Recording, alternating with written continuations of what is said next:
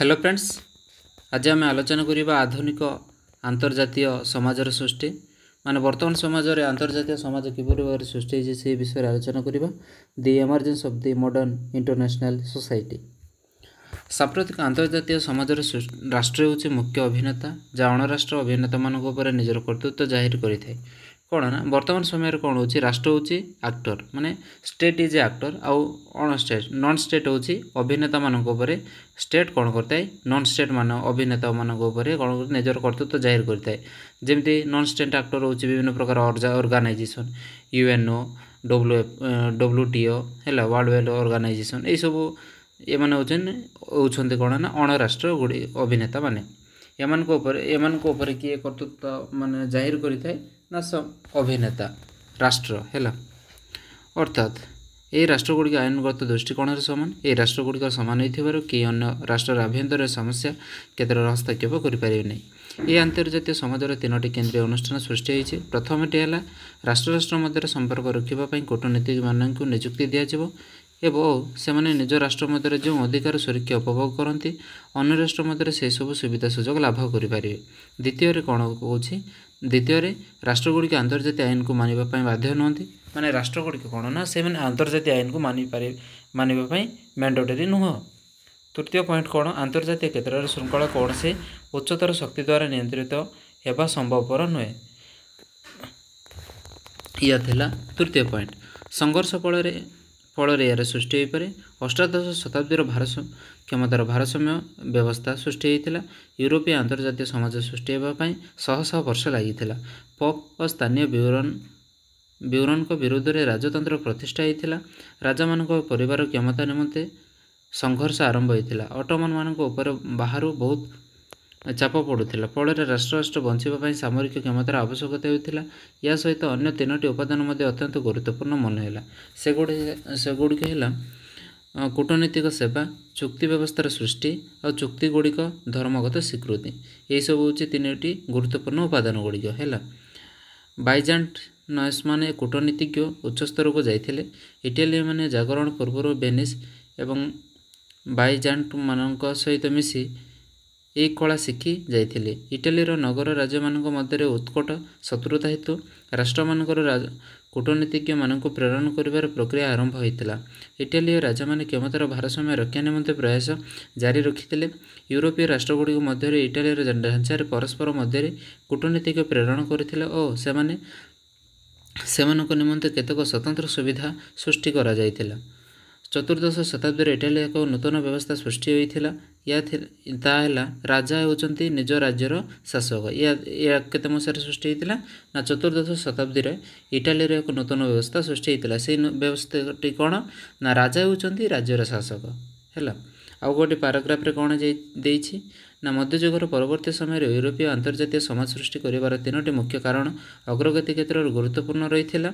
प्रथम कारणटी हूँ जे फ्रांस एवं हेन्सबर्ग केतेक छोट छोट राष्ट्र उपर कर्तृत्व जाहिर करुथिले। द्वितीय कारणटी हूँ षोडश शताब्दी प्रोटेस्टांट मानक संस्कार कैथोलिक एवं चर्च मानक सर्वोच्च क्षमता उपर अंकुश लगाई और राष्ट्र सार्वभौम क्षमतार गुरुत्व वृद्धि करते। शेष हूँ 1492 मसीह कोलंबसर जलपथ आविष्कार और 1498 मसीह भास्को दा गामा भारत को जलपथ आविष्कार यूरोपर आंतर्जातीय संपर्क क्षेत्र में गभीर भाव प्रभाव पकाई।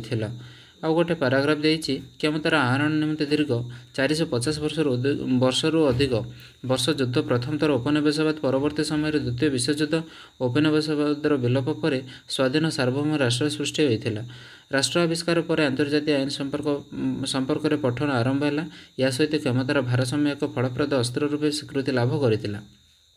1480 मसीह 1546 मसीह स्पेन न्यायाधीश किए फ्रांसिस्को प्राचीन आदिवासी मानकर कौन से आईनगत स्वीकृति अच्छी कि नहीं से संपर्क में लिखिते। पारंपरिक कैथोलिक तत्व या अग्राह कर किंतु भारतीय मानक प्राकृतिक आईन बल किसी क्षमतार रही बोली से मत व्यक्त करते। यह समय पपंगटार स्वीकृति को राष्ट्र को क्षमतार हस्तांतरित होता। एफल क्षमतार असमानता देखा देता।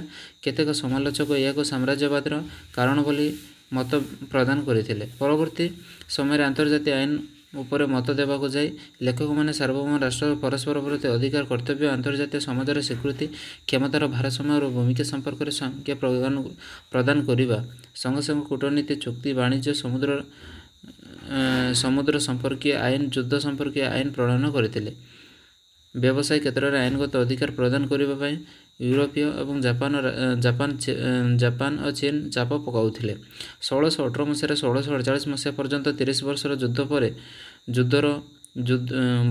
ବର୍ଷର ଯୁଦ୍ଧ ୟୁରୋପର ଶେଷ ଧର୍ମଗତ ଯୁଦ୍ଧ କହିଲେ ଅତ୍ୟୁକ୍ତି ହେବ ନାହିଁ। ଏହା କ୍ଷମତା ପାଇଁ ସଂଘର୍ଷ ନଥିଲା ବରଂ ନ୍ୟାୟୋଚିତ ଗୁରୁତ୍ୱ ପାଇଁ ଏକ ପ୍ରତିଯୋଗିତା। ସେଥିମଧ୍ୟରୁ ପପ୍ ହେଉଛନ୍ତି ଅନ୍ୟତମ। ଏହାର ଅନ୍ୟତମ ଗୁରୁତ୍ୱପୂର୍ଣ୍ଣ ସହଯୋଗୀ ହେଉଛନ୍ତି ହ୍ୟାବସବର୍ଗ ସାମ୍ରାଜ୍ୟ ଯେଉଁମାନେ ବଂଶଗତ ପ୍ରାଧାନ୍ୟତା ଉପରେ ଗୁରୁତ୍ୱାରୋପ କରୁଥିଲେ କିନ୍ତୁ ଧାର୍ମିକ ରୋମ ସାମ୍ରାଜ୍ୟ ପାରମ୍ପରିକ ଧାର୍ମିକ ଦିଗରେ ପ୍ରତି କମ୍ ସଚେତନ ଥିଲା। ଏହିଠାରୁ ସାର୍ବଭୌମତ୍ୱ ସ୍ୱାଧୀନତା ସୃଷ୍ଟି ହୋଇଥିଲା।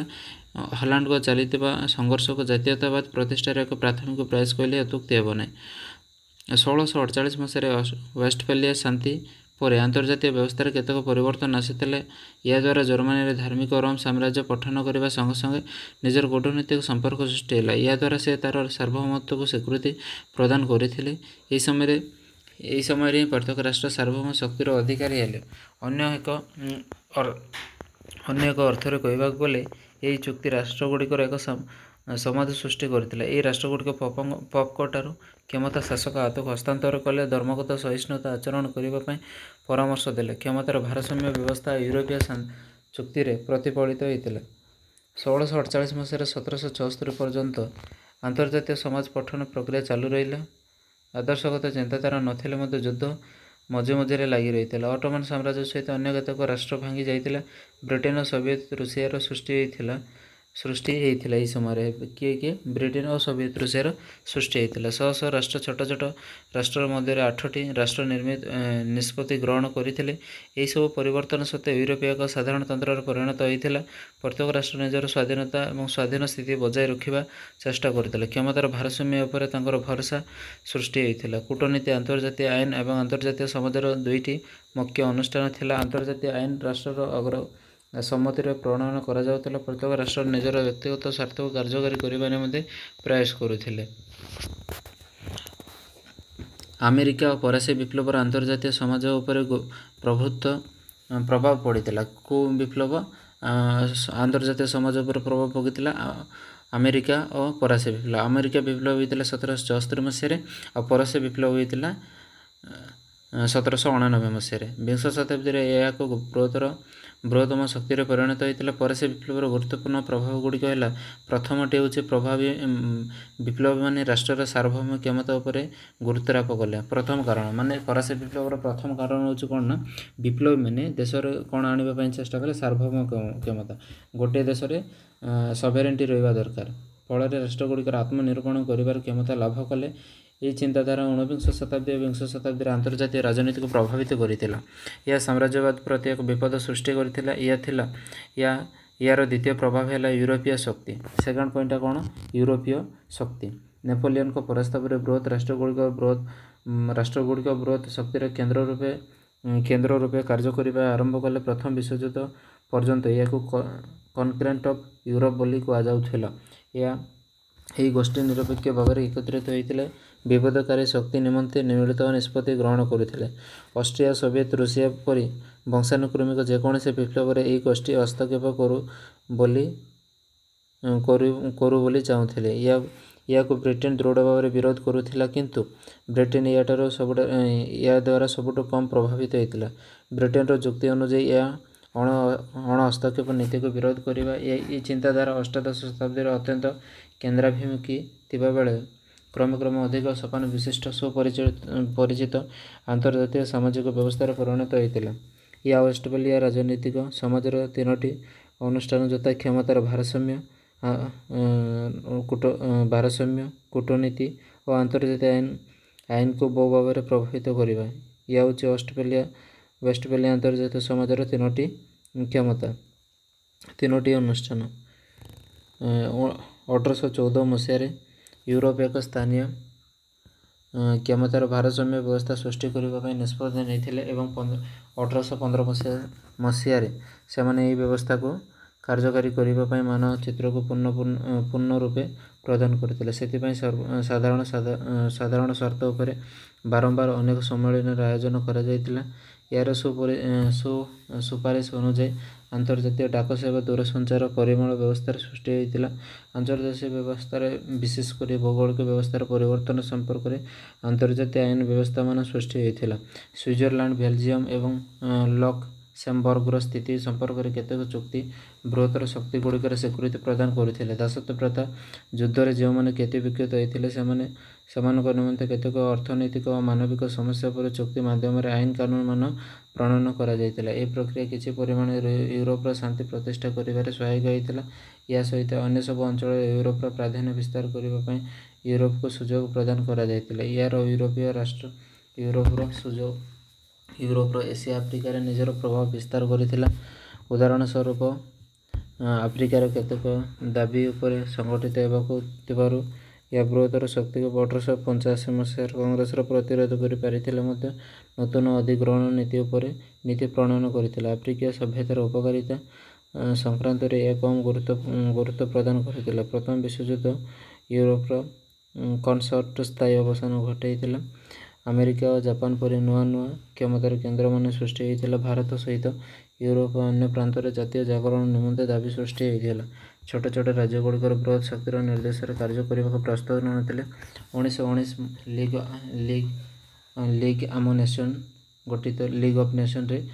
ଲିଗ୍ ଅଫ୍ ନେସନ୍ ଗଠିତ ହୋଇଥିବା ଆଲୋଚନା ଚକ୍ରରୁ ଏହା ସ୍ପଷ୍ଟ ହୋଇଥିଲା। ଆନ୍ତର୍ଜାତୀୟ ସମାଜ ପ୍ରତିଷ୍ଠା ନିମନ୍ତେ ଏହା ଥିଲା ପ୍ରଥମ ପଦକ୍ଷେପ।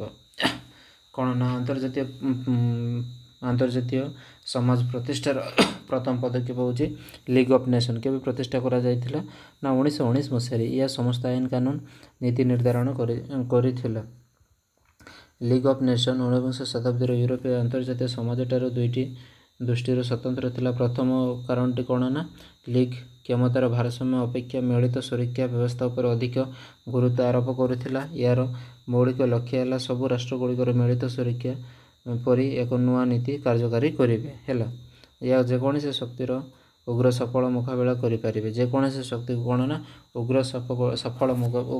ଉଗ୍ର ଶକ୍ତିର ସଫଳ ମୁକାବିଲା କରିପାରିବେ। ଦ୍ୱିତୀୟ କାରଣଟି ହେଉଛି ଦ୍ୱିତୀୟରେ ଲିଗ୍ର ସଦସ୍ୟ ପଦକ୍ଷେପ କେନ୍ଦ୍ରୀୟ ନୁହେଁ ବିଶ୍ୱବ୍ୟାପୀ ହୋଇଥିଲା।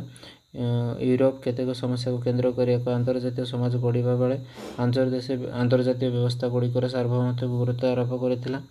ଗୋଟିଏ ଶକ୍ତି ଲିଗ୍ର ଯୋଗ ନ ଦେଇ ୟୁରୋପୀୟ ସମାଜରେ ଅନ୍ତର୍ଭୁକ୍ତ ହେବାକୁ ପ୍ରୟାସ କରିଥିଲା। 1930 ଦଶନ୍ଧି ସୁଦ୍ଧା ଜର୍ମାନୀ, ଇଟାଲୀ, ଜାପାନ, ରୁଷିଆ ଏକ ଉଗ୍ର ଆଦର୍ଶରେ ଅନୁପ୍ରାଣିତ ହୋଇଥିଲେ।